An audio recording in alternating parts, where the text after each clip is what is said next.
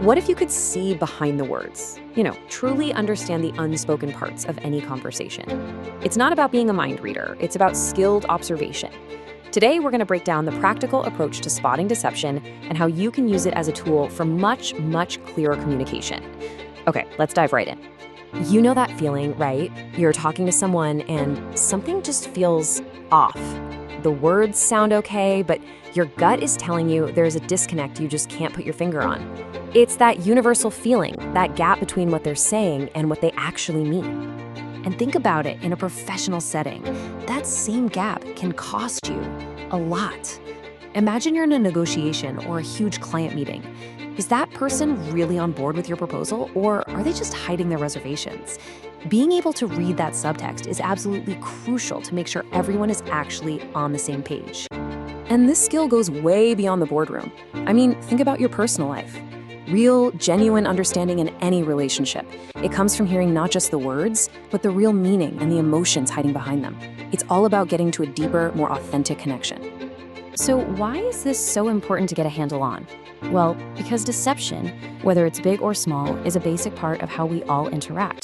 The real problem is, most of us were never taught how to spot it. We're just not equipped to see it when it's happening right in front of us. And that really is the heart of the issue, isn't it? We run into these misaligned conversations every single day, from tiny little white lies to major fabrications. Learning to see these inconsistencies isn't about becoming suspicious. It's about navigating your world with a whole lot more awareness. Now get this, for a concrete example, just look at resumes. Study after study shows that about 1/3, a full third, of all resumes have some pretty significant false information on them. It's a perfect illustration of how easily deception can slip right past our usual filters. This quote just nails it. The cost of believing a lie isn't just about money. It could be misplaced trust, a bad business deal, or even a damaged relationship. The real takeaway here is figuring out how we can build a more accurate, clearer picture of all our interactions. Okay, so enough about the problem, let's talk about the solution. This isn't about making you cynical. Nope, it's about giving you a specific set of skills. Think of it like a toolkit for leveling up your observation and your analysis, all to help you get to the truth. So here's what you're gonna walk away with. First, we're gonna master the psychology behind why people deceive. Then, you'll learn to decode those hidden nonverbal cues.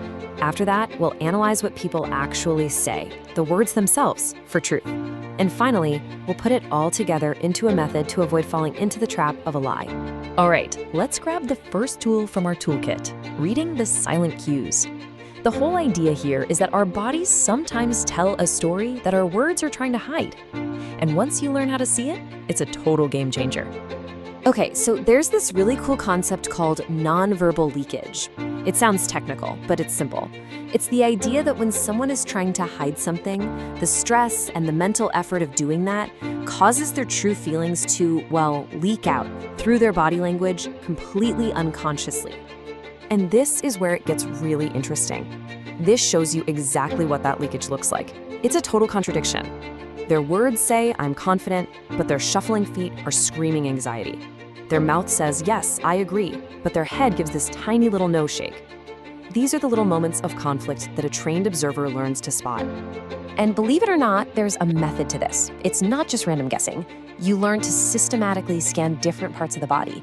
You start with the eyes, then you move to the hands and arms, and you go all the way down to the feet. Each part gives you a piece of the puzzle. But hey, it's not all about what you see. So let's move on to the next tool in our kit. It's about decoding the spoken word itself.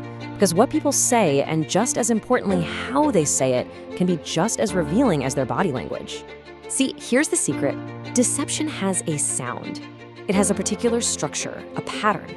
And the key is learning how to truly listen, not just to the story they're telling, but to the way the story is built. Truthful stories just sound and feel different from fabricated ones. Check this out. This is a simplified version of a real tool investigators use. It's like a checklist for the truth. You look at the structure. Is it logical, or is it kind of vague and all over the place? What about the details? A true story is usually rich with specifics. You can almost see and feel it. A lie? Not so much. It's a systematic way to listen. So you've got the nonverbal cues, you've got the verbal analysis. Now how do you put it all together?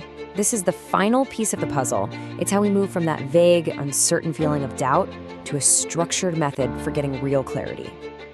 And I want to be really clear about something. This is not about turning you into a suspicious person who doesn't trust anyone. It's the exact opposite. It's about giving you clarity. It's a tool for better listening, deeper understanding, and ultimately giving you the confidence to navigate any conversation. And here's how it all comes together in one simple, powerful framework. It's a 5-step process. You start by just observing how someone acts normally. That's their baseline. Then you ask open-ended questions. Then you look for clusters of signals, not just one. You find an inconsistency, and then you work to close that gap to find the truth. It's a repeatable method that works. So as we wrap this up, the real question is for you. Once you have these skills, once you can better align what you see and hear with what's actually true, what changes for you? In your job? In your relationships? What truth will you uncover first?